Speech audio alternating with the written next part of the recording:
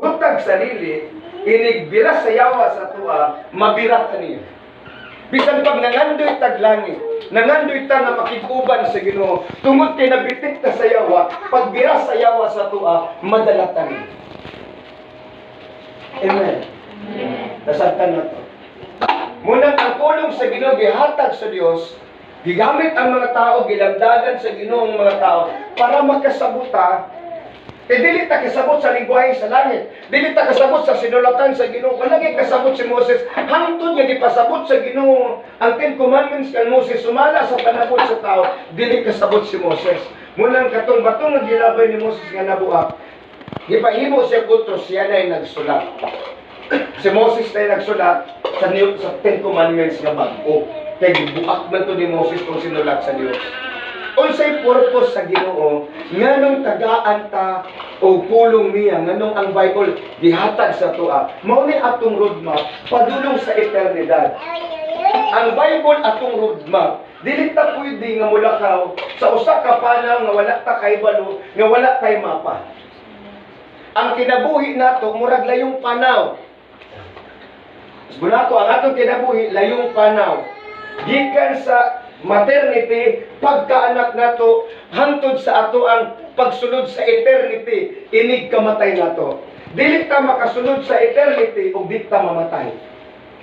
Naminaw mo?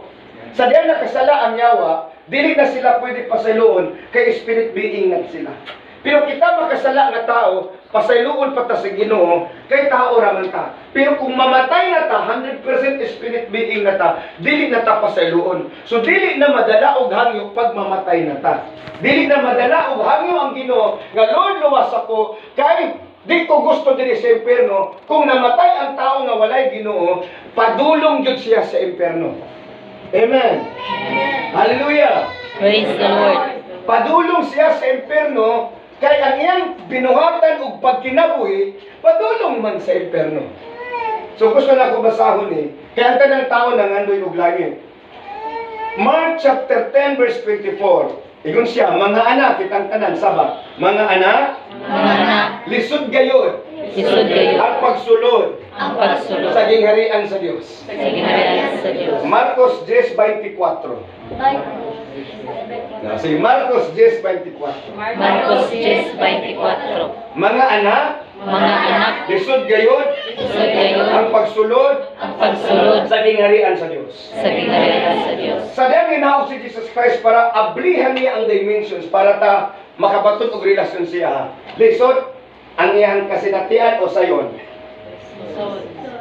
Ha? Lisod. Lisod. Kaya wala siya ni Anhi, o nagkuha siya og magic wand, niingon siya, mga luwas mo. Mga luwas mo. Wala. Iyang lawas, iyang gihalad, iyang dugo, iyang gipaagas, para ka mga luwas. Amen. Amen. Madungog ko nimo, Jeffrey. Sige. Natay virtual. Kung gusto mo madungagan pa inyong kahibalo, subscribe mo sa atong channel sa YouTube, Ladder to Heaven TV. Katong dili nag-a-appeal of worship service din. Pero kung naara mo din sa Lumina, pwede ko mo appeal, mintas na kapos ka din. Kung muna ko na siya din na, naiburing ka din at ito nakatanan sa Bisilio. So balik ka.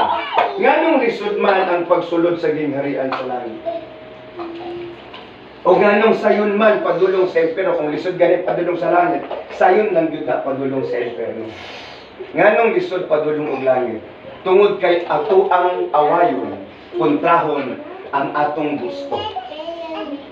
Sa dihang naa na kay Ginoo, sa dihang gusto kag langit, alagaran nimo ang Ginoo, makigrelasyon ka sa Ginoo, unya awayon na nimo ang gusto nimo.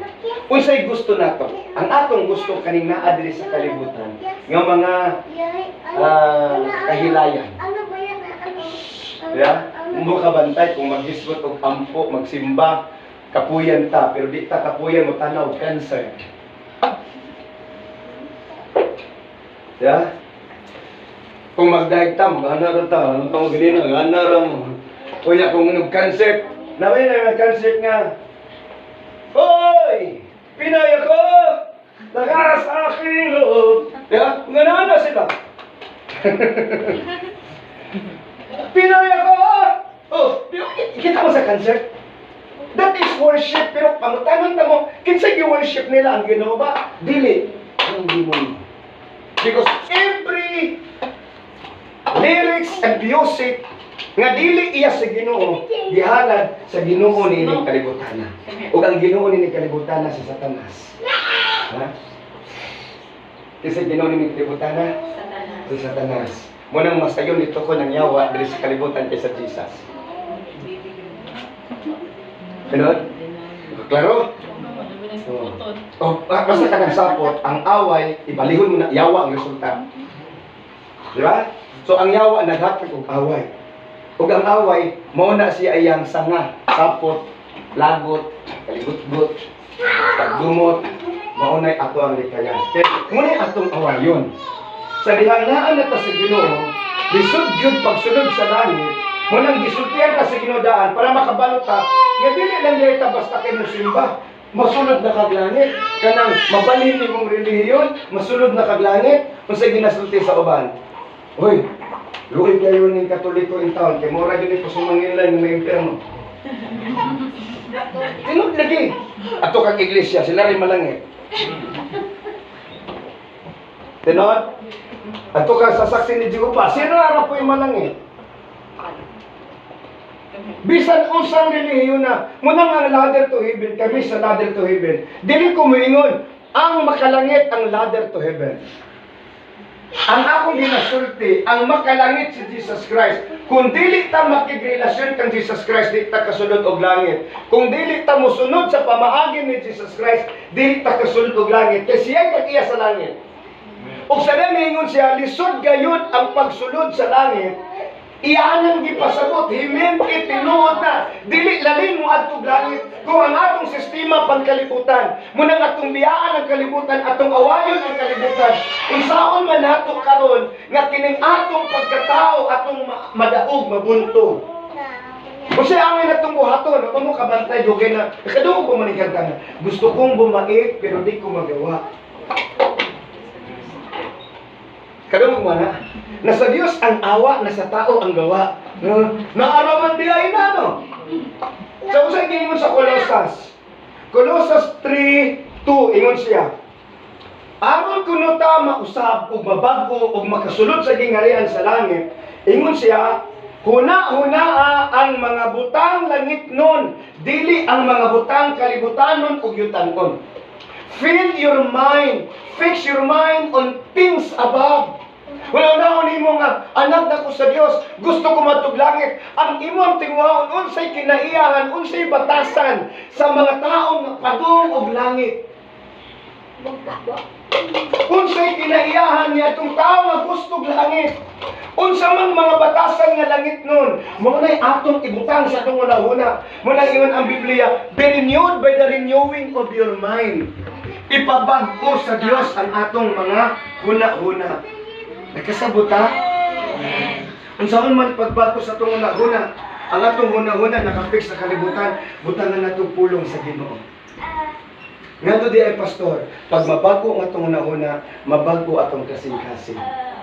Pag mabago atong kasing-kasing, mabago atong attitude. Kasi attitude, batasan. O kung mabago atong attitude, mabago atong karakter. Kung sa karakter, kinaiyahan. Kapag mo kabantay ng mga taong buutan ko, ayaw lang kong bigla.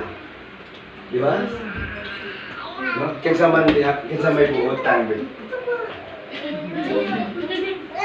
ayaw lang bigla. Siyempre, buutan yun na, kasi mabigil.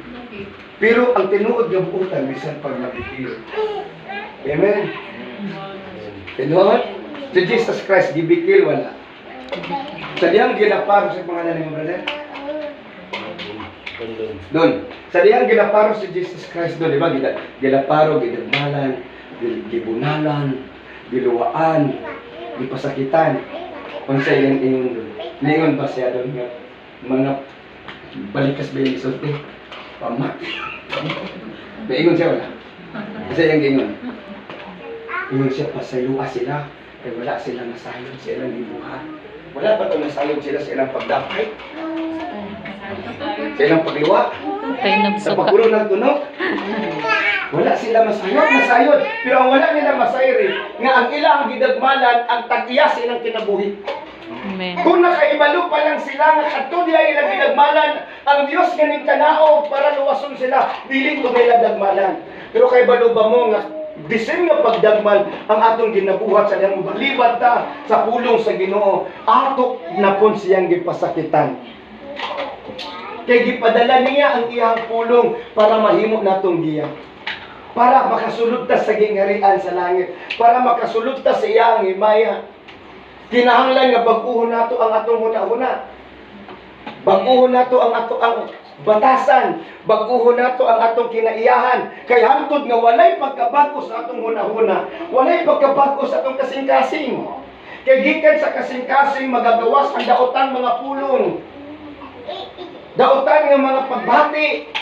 Makadungog tag pagsaway, dili ta makatulog. Makadungog tag mga pag-istorya nga sakit, dili ta mahimutan. Gusto ta nga mo balos mo bitaw nganong naiaway. Kung daoton siya, mo daoton siya. Amen. Daotan nga pagbati gikan niini, mugawas ang mga balikas, mga pagbalungo, mo kabantay nga bisan og minyo na magtiayo na mag-awayay. Minyo na maligsan pa unta mo. Pagkagaligsan, muhilak. Ikaw naman nagtungo.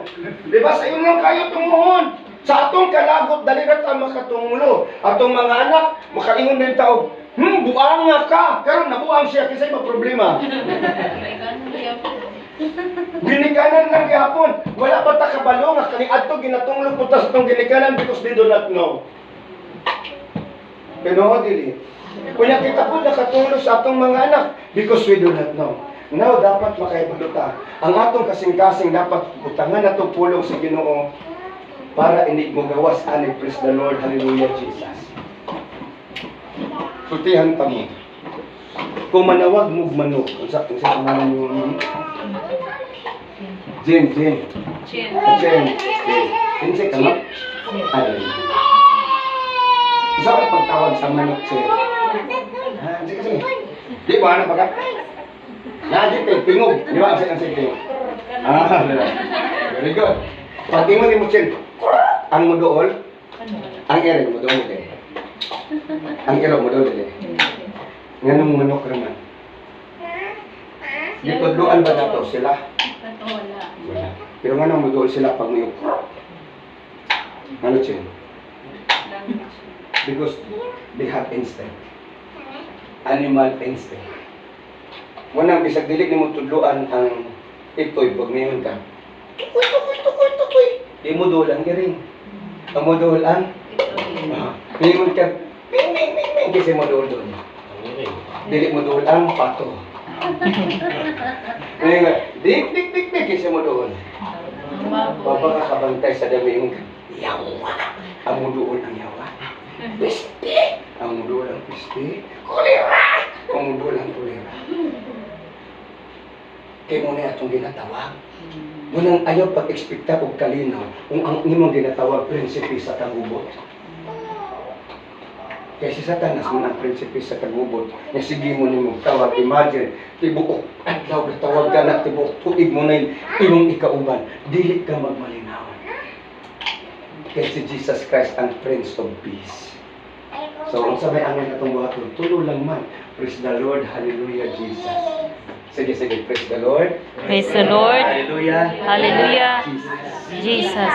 Muna ibutang mo si mong wala. Praise the Lord, hallelujah, Jesus. Masingting si mong kasing-kasing. Praise the Lord, hallelujah, Jesus. Biglong kami yun. Kaya lang. Praise the Lord, yun yung mga tawhan na. Hallelujah. Kaya nga, kita mo balas, kaya natin Ginoo. Ha? Kaya nga mapakong bito ka. Kung sa inyong iskutin mo. Kung wala kay Praise the Lord, hallelujah, Jesus, kung naasay mo, pisti kulira atay. Kulira atay. Kung yung mahingon yung mga asawa, ano sa kaya? Kaluway ka mo. O, nagdaghan na kaayog na namay, di ba? Nakasulay ba mo, anak? Nakasulay mo, anak? Salamat kayo. Pero kung mapakong ka nga, imuhang sulti, praise the Lord, hallelujah, Jesus. Pagkapakoy, praise the Lord, hallelujah, Jesus. God, hallelujah, praise the Lord. Kay kung unsay naas imong sulod, maunay mo gawas kung mabitil ka. Kung ang baso ang sulod ko, kinig kibat ana di na kape. Cook na, kay-cook ang sulod. Kung unsay naas imong sulod sa imong kasing-kasing, maunay manggawas sa imong bakba, ug maunay makahugaw sa imong pagkatao. Muna yung ang Diyos, punpun na to ang atong una-una para madipusit sa itong kasing-kasing ug magabunga siya ug maayong batasan, maayong kinaiyahan, maayong kinabuhi nga gikan sa Ginoo. Ug mamatay ta nga natay Ginoo, walay aming kagutan kay ingon ang Dios. Kapag mo sa isulti sa Ginoo, the good and faithful servant. Alit. Muna ang born again dili religion. Ang born again is a way of life. Kinabuhi mo na bago. Kitang tanan na aman tayo mga kanang mga bad memories o bad backgrounds. Na ako dili mo ko pastor panig na akong isdundon magmamalbas na. Dali. So kung hilig pa lang po tato, pati ako may pinakadaghang tato sa inyo ha. Hindi ko ito niyo. Pag bilit mo nag-ianak at Kristohanon o na ako nagpuyo sa Agdao sa Davao. Mauna pinaka-lugar sa mga halang o kaluluwa kung sa Tagalog pa. Sa Manila na siya equivalent na Tondo. Sa Butuan pa na Ongyo. Sa Kabadbaran pa na Barangay 7. Sa ato pa kaning lugar sa mga tao, mga siga. Muna ako bitakan ng environment. Pero sa rin nakabasa na ako sa Bible, ako nakita. Pero pagkamaot sa ako ang pinabuhi, apan salamat na lang kay na Ginoo nga nagkuha na. Isa din namin yun namin ng mga anak. Akong gidala dito sa Agdao. Entrada pa lang uli na sila. Entrada o pa may abot sa Mumbai ha. Di pa may sa Agdao Public Market, pasulog din ha.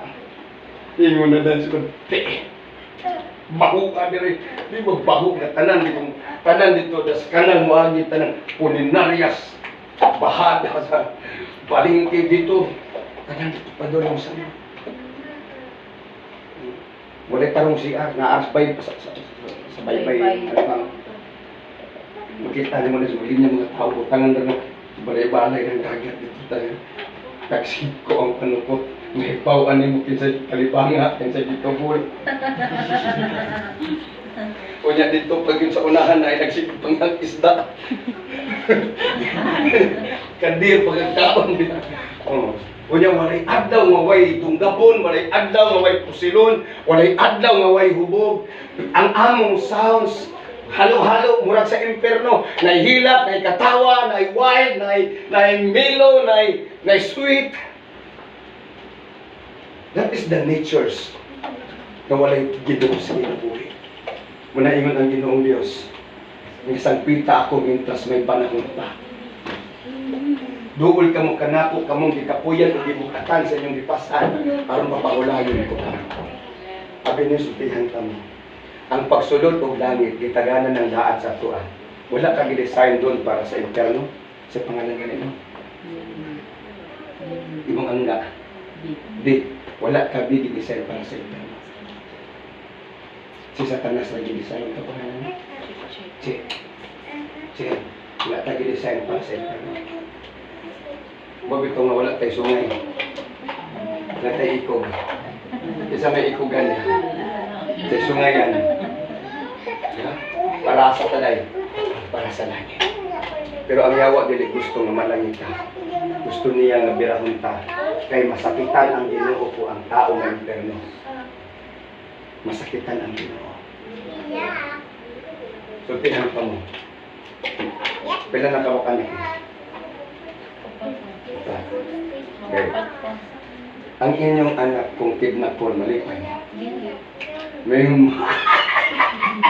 gitidnap! Ginoo ka! Ano ka gitidnap? Kasi may tanaw sa mga anak. Tingin na no? Siya boom siguro ni hindi kay magi. Pag kidnapon ang anak, dili ta mahimutang. Dili ta mahimutang. Bisan pagani o ang atong anak wa gikidnap ni uban ba? Ni uban ba? Kay balo siya nga ang imong giubanan. Datan. Magul mong gamit. Amen. Munang magulang Ginoo kung uban ta sa yawa. Kay balo ang Ginoo nga ang yawa padulong sa impierno. Ug kabalo pud ang yawa, kapadulong sa impierno. Nganong naminguha man ang yawa, nga daghan may impierno para naa sa ikauban dito. Munang sayon lang ang pag-impierno, pag kinabuhi diha sa dautan sistema sa pagkinabuhi nga walay Ginoo. Naman tayo ba nga sipyan? Pero nakanindot pag natin Ginoo sa tiyan tam, ingon siya, ang atong sala, iyahang kalimtan. Kinsa man ang walay sala, ipataas ang kamot. Kinsay na ay sala, ipataas ang kamot. Sige. Kato ang walay sala, uubos. Ikaw doon. Ako sa lahat. Maniparo-paro. Ano ha? Igun ang Biblia, walay matarong, wala bisan usa. Kaysa diha mo tanaw ganita ang mga babae nga siksi, mo bitaw sa ladder to heaven ginabawalan ng mga tuong ng dugo. Kaya inig magsimba, dili naman sila makakaroon simba ng mga lalaki. Kaya kini babae, bisag unsa kabutirit ng imong tiyan. Attractive man gid ang gibuhat ang babae sige no attractive, ang lalaki wala. Kung magsuot ang lalaki og kanang dili partially naked, dili wala may gawas sa balyo. Ang babae dili sila mata. Pero pag ang babae magpasiksi-siksi, ma-attract mo nang paggibawalan sa Biblia nga magsuot o kanang hilas ang mga babae kay mo na hinungdan sa sala. Kung mutanaw ka sa usa ka babae uban ang kaibog, kanya kung minyo ka, nakapanapaw ka sa imong una. Nga kanang mag-majorate doon, kita ang majorate doon. Ikaw po, nakikita naking nag-majorate. Ayaw si kadayan na. Asa ka mo tanaw po, sa paa o sa kalo sa majorate. Kanang nag-majorate ba? Asa ka mo tanaw sa kalo sa paa. Klaro. Ikaw doon. Tanan. Pajud. Tayo. Dili tanang majorate gwapong paa. Pero ang tanan mo tanaw sa paa. Muna kung gusto sa Ginoo nga kung simba ka, tabunan na to atong paa kay mo bitay tawagan ng mga panty underwear. Under na sila, cover sa mga underthings. Kung dili sila pwede display. Kanawang sa mga uniforme ka mga short pants. Ito yung ba? Kung mag-jacket, magyari